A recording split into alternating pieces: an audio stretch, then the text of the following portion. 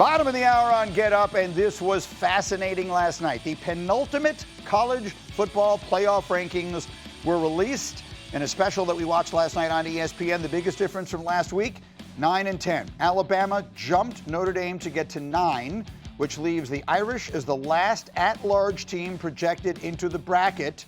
Miami, which beat Pitt 38-7 on the road this week, did not move at all.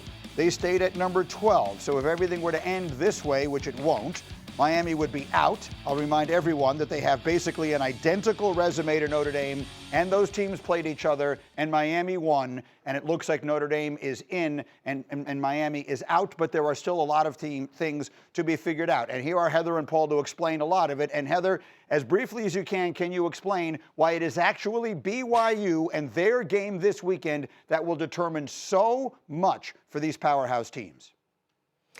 If BYU wins, they're going to be in the college football playoff. And the middle school math says if you add a team into the top 10, another team has to come out. So they would knock Notre Dame out because they're the number 10 team right now. BYU in the Big 12 game is the X factor. If BYU loses, Greeny, that's where it gets really interesting too, because Miami would bump up right next to Notre Dame. Does the committee at that point then consider the head-to-head? Hunter Yurachek said last night that Miami looked good against Pitt, but has not done enough to convince them they're better than Notre Dame yet. Yes. He also said, in response to a question from Reese, that this year idle teams, meaning teams that don't play this coming weekend, which would include both Notre Dame and Miami, that they can move places depending on circumstances. So I want to fixate on that for just a moment. What you just saw with the resumes, Paul, of Notre Dame and Miami. And we are living in a world, and let's just play out this scenario as Heather just pointed it out. BYU loses. They're currently at 11. They fall out. You would then have Notre Dame, theoretically, Notre Dame and Miami next to each other in the rankings with practically identical resumes, having met on the field. And the loser of that game would be in, and the winner of that game would be out. A lot of people have a real problem with this, Paul. What do you think of it? Yeah, Heather said middle school math. That's pretty easy to figure out as well, Greeny. They played each other. I'm well aware, as the audience is, they played at the end of August. But it doesn't really matter because they played. And I don't know how else you could break a tiebreaker than putting the two combatants on the same field and having one prevail. But apparently to Mr. Hunter Yurachek yesterday, they can still move while they're not doing anything. That doesn't make any sense to me. Miami should be in. Notre Dame should not be if it comes down to those two. Yes, but Paul, because, I mean, they are remembering games that got played at the end of August selectively. If Texas didn't lose to Ohio State at the end of August, then we'd be having an entirely different conversation about them. So this, again, there are so many emotions that are involved in this. And I was texting with Heather and I was texting with Herbie, and people get so emotional about all this stuff. If the roles were reversed, I'd be saying the exact same thing.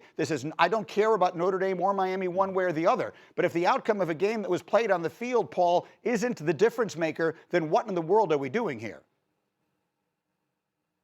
Well, it's the problem with what we're doing here. As exciting and as crazy as it all is, and as riveted as we will be on Sunday, tell me some other sport or some other profession, or professional sports for that matter, where you let people go into a room and decide. That's not how the NFL works. That's not how any other works. In the NCAA basketball, they do pick a committee picks 68 teams, but ultimately that's a totally different situation than what we're talking about. I just don't understand that, and I think they are going to leave themselves a landmine and a precedent that they'll never be able to over or outrun if they put Notre Dame in over Miami. The resumes are pretty similar. They're making a major, colossal mistake by doing that, if that's how we end up. I mean, just think about what they would be looking you in the face and saying, I know they played each other, and I know their resumes are essentially identical, but it is just our opinion that this one team is better than the other team, and that's how these things will get decided. Again, their strength of record.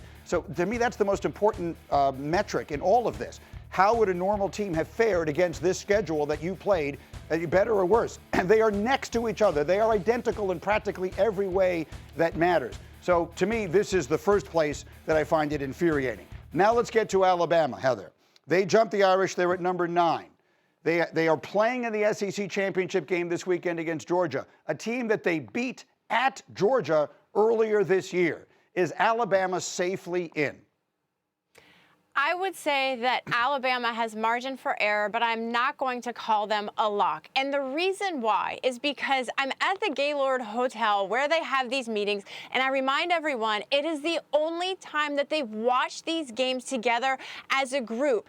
And if for some reason Georgia is beating Alabama like it beat Texas, when the committee dropped them to 17 after they beat them 35-10, how the game unfolds matters. That's why I'm not calling them a lock, because they watch it, they stand up, they go to the next room, and then they vote on it. If it's a close game, I think Alabama's safe, and I think that that was an indicator at number 9. But again, how it happens matters. Because, Paul, the alternative, here's where the next argument comes in. You're much better off at this point being Ole Miss or Oklahoma and not have qualified for the SEC championship game and thus not have to play this weekend and be completely safe. If they knock a team out for looking bad in a conference championship game that would otherwise have been in, that's an even worse precedent that they are setting, and you might be living in a world now where teams refuse invitations to the conference championship game. What do you think of it, Paul Finebaum?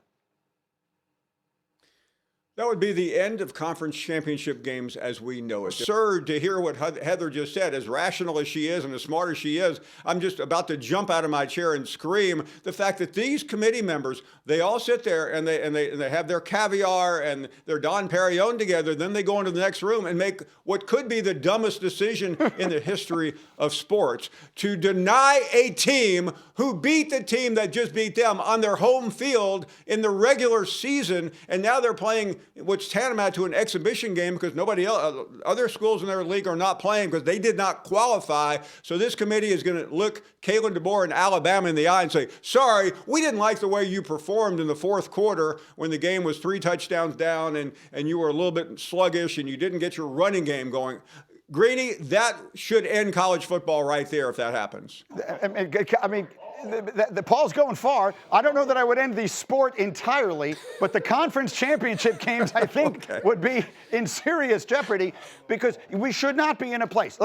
Heather, I mean, the argument, we've heard it many times. We should never be in a place where qualifying for the conference championship game can be a negative. Like that, you cannot live in a world where it can hurt you to play in that game, because if you do, then you are incentivizing teams to literally turn down an invitation. I don't know how that process would work, but it can't be a bad thing to get into that game.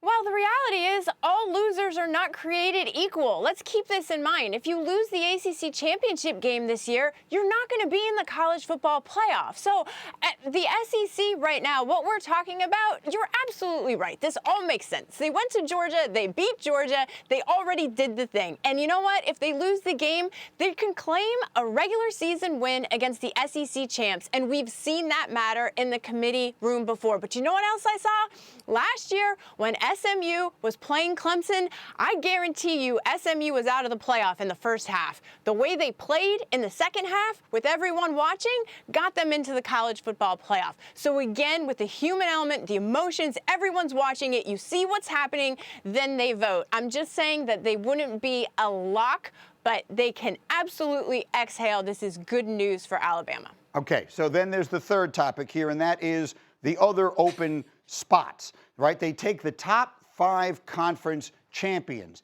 and we are living in a world where one of the conference champions might be Duke with 5 losses in the ACC. How does that all factor into all of this? Take us through, Heather, the different permutations of the ACC title game and what it means.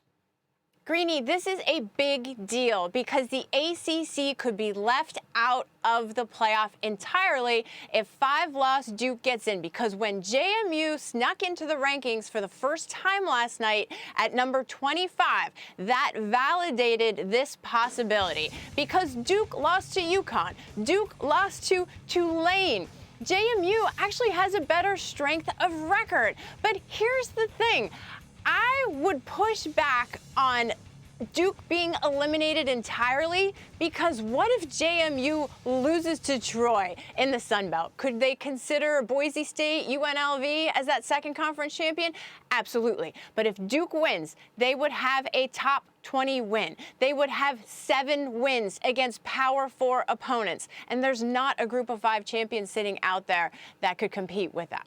Okay, Paul, give me a quick take on that before I need to run. Yeah, let's leave Miami or Notre Dame home. Let's leave Alabama home and put in Duke because they have a couple of Power 4 wins. I mean, that would be the. I know I'm stepping on my own hyperbole here, Greeny, but that then would be the stupidest thing in the history of college football. All of this with our new partners at DraftKings Sportsbook, and Fortenbaugh is here. Let's put up the CFP odds for Miami and Notre Dame at DraftKings, and you tell me what they mean. I'm going to tell you right now, based on what the committee's told us, Notre Dame in as long as BYU loses. Miami's out. That price right there tells you they've got about a 13% chance of getting in. Notre Dame's line tells you they've got about an 83% chance of getting in. Now, that's what the bookmakers are saying based on what we saw last night from the committee. But I'll tell you this. While it's more deserving Miami gets in over Notre Dame, you put those two on a neutral right now, Notre Dame would be the favorite in that matchup. So you got to ask yourself, more deserving or better team? Because that's where the committee would benefit from having a Vegas bookmaker on the actual committee to help them with this stuff. It would never happen, and it sounds crazy, but those people understand odds, power rankings, hierarchy, and value better than anybody on this committee right now. And you know what I would send to that Vegas bookmaker? The film of the game they actually played against each other, and Miami won. What are we talking about here? This more deserving for sure. Miami more deserving. Notre Dame would be viewed as the better team. It doesn't matter who's the better team. They played each other. The better team doesn't always win. All right, as we continue, Miami did not move up enough. They did not vault past Notre Dame, so they remain behind them. And neither the Hurricanes nor the Irish play again. And then you got Alabama playing Georgia in the SEC Championship this weekend. So let's get Heather and Paul in here, and let's get to the bottom of all this. Heather, starting with Notre Dame. They're the last at-large team. They're right above BYU. BYU is playing Texas Tech for the Big 12 Championship this weekend. If BYU wins that game, then what happens? Then Notre Dame could get left out of the college football playoff because BYU would be in as the Big 12 champ. Texas Tech would be in. This is easy math. You move one in, someone in the top 10 has to get bumped out. And looking at that bracket on the left at the bottom of your screen, it would be Notre Dame. But, Greeny, if BYU loses, that opens the door for Miami to inch up closer to Notre Dame. This is the biggest question I have going into this, is if that were to happen, would the selection committee at that point then consider the head-to-head between the two? It's certainly not a given that that tiebreaker would be used and they would flip them on a day when they both did not play. But Hunter Yurachek, the selection committee chair, said 2 things that were important last night. He said idle teams can move on selection day based on championship games. And he also said if Miami and Notre Dame were next to each other, it would be easier to compare them that way. So, Paul, how should they handle this? You and I both went nuts earlier this morning, and we'll try and retain some degree of decorum in this conversation. How should they handle this next weekend? If it comes down to Notre Dame or Miami, if they both get in, that's a whole separate conversation, but it's tough to figure a way that might happen. So if it's just one or the other, how should they handle this? It's easy. It's the team that won the game when the two met. That's how sports should be determined, Greeny, but apparently Hunter Yurachek and his committee doesn't agree. I like where he said that a school can move while they're idle. I mean, why would you move them assuming that they're in the same pecking order? I think the simplest thing in the world is you put Miami in over Notre Dame. They have not gone with that for a long time because Miami lost 2 games after Notre Dame. Remember, Notre Dame lost the first 2 games of the season against Miami and against Texas A&M. You look at that and you go, what is there to determine other than head-to-head? These are identical teams, except that they met on the football field. Now, Greeny, I'll say this for the final time. They met in August, but it doesn't matter. They still met, and that should mean something. I wholeheartedly agree. And, Heather, the more I sort of let this go around in my mind, what you just said I know is factually accurate, that if BYU loses, then Miami and Notre Dame would be next to each other. But think about what we're actually saying, that Miami will might jump Notre Dame if BYU loses, but they won't if BYU wins or whatever it is. My point is that how BYU and Texas Tech play will wind up determining whether Miami jumps Notre Dame on a weekend that neither of them play or not. If you really sit back and think about it, that doesn't make any sense. Listen, you are thinking, you are making some sense that it's not making sense. But I know how this works. And on Selection Day weekend, when the conference championship games play out, historically, over the past decade, things have shifted, and that happens. Look, even last night it happened. Ole Miss moved up in part because Texas A&M moved down, not just because they won the Egg Bowl. So you have a bit of fluidity in there. I understand what you're saying, but people have to also understand in that committee room, this is the bottom line. They think Notre Dame is better, period, and stop. What Notre Dame and what Miami have done since they played, they went on a different trajectory. And you're right, timing is important here. And Hunter Yurachek talked about this last night. When Miami entered the rankings was after they had lost those games. That's important. So they were playing from behind to creep up in the first place. That's important. And while they were creeping up, Notre Dame's running game, Notre Dame's new quarterback, everything was falling into place for the Irish. The defense is better. Leave that there. Paul and I are never going to be convinced, but I understand what you're saying. Let's get to the next one. Heather, right now, you are better off being Oklahoma and Ole Miss than you are being Alabama, if I'm looking at this right. Alabama is playing in the SEC championship game. They are currently in. If they lose, I suppose there is at least some chance they take them out. Oklahoma and Ole Miss are not playing in the SEC championship game, which means they're safely in. One would then argue that if the committee takes Alabama out for losing to Georgia, and the fact that they beat them earlier this season on the road would make it all the more galling.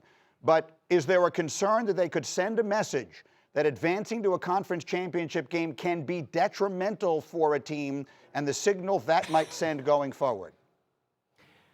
The committee would tell you that they are not sending any message other than don't lose to Florida State in your season opener. Because if they are left out, that would probably be one of the reasons why. And how they lost to Georgia would play into the conversation. By putting them at number 9, let me make this very clear. Alabama can certainly exhale a little bit. That gave them some more margin for error.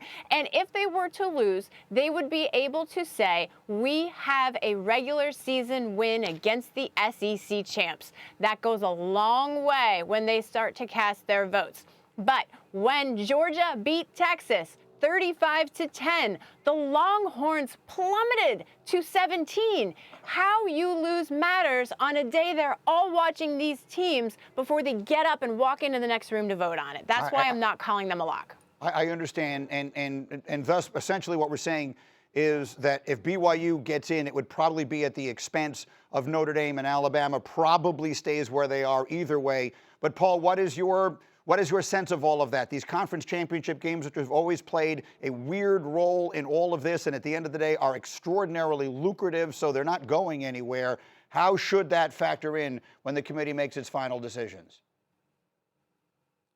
Well, all these people in that room know this. If they leave Alabama out for losing by 7, 17, or 70, they are essentially blowing up conference championship games forever. Now, they may get blown up anyway in a couple of years when the playoff goes from 12 to 16, but they're still alive right now, and they are money makers, and everybody in that room, especially the athletic directors, like that fact. But that, in my mind, they cannot leave Alabama out. I don't care how many they lose by. And if this committee wants to then bring up the Florida State game at the end of August, then are they going to not bring up the Miami-Notre Dame game? They can't do it either way, but leave it to this committee, Greeny, to find a way to screw the whole thing up. Okay, we yelled and screamed earlier this morning. We're having a civil conversation here. Let me do one more. Yesterday, huge news in college football, and this was, I was really interested in watching a lot of the fallout from this on social media. Penn State still doesn't have a coach. Kalani Sitake, who is the coach at BYU, is going to stay there. National Signing Day is today. Last I checked, right now, Penn State does not have one of the top 70 classes, probably in large part because they don't have a head coach. Heather, where do we stand with regard to that at State College? Well, I can tell you from sources that Kalani Sitake was one of 2 coaches that they have been targeting. My sense is that there's still confidence, definitely, within the program that they're going to get the right guy. As for the recruiting class, there is certainly acknowledgement that it's not good, but at the same time, there is also a confidence that the person who comes in can get guys out of the transfer portal, as is often the case during a coaching transition when you see these recruiting classes take a significant hit. So Penn State has the money, more money than most programs, to get the players after they get the right guy.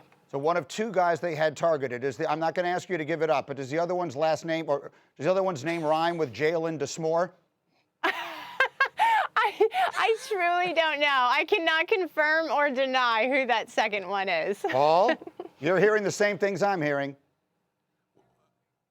Well, I mean, there had been a lot of speculation that Kalen Deboer was involved there, but his people tried to put that fire out. Now, Greeny, we thought Lane Kiffin was crazy last week. If Kalen Deboer, after the championship game on Saturday, then departs, we have another conversation. We may have to beg Nick Saban then to finally come back to Alabama. What do you make of the whole Penn State thing, though? Big picture, forgetting about that part of it.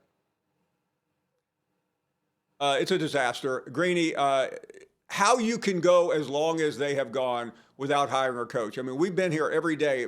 10, 15, 20 schools have replaced coaches. What is wrong with Penn State? And Heather said something interesting. They have all the money in the world. They had the best class in the country coming into the season, and James Franklin still found a way to screw it up. I think this program is a shell of its former self. I don't care how much money they have, but when you're now heading into the first weekend in December without a coach, it's pretty embarrassing. And they were the first ones to make the move, and now they are sort of the last of the big boys still standing. Heather, Paul, outstanding. You want this, you got that. No way, watch them walk right past you. Run fast while you have the chance. Don't speak, let them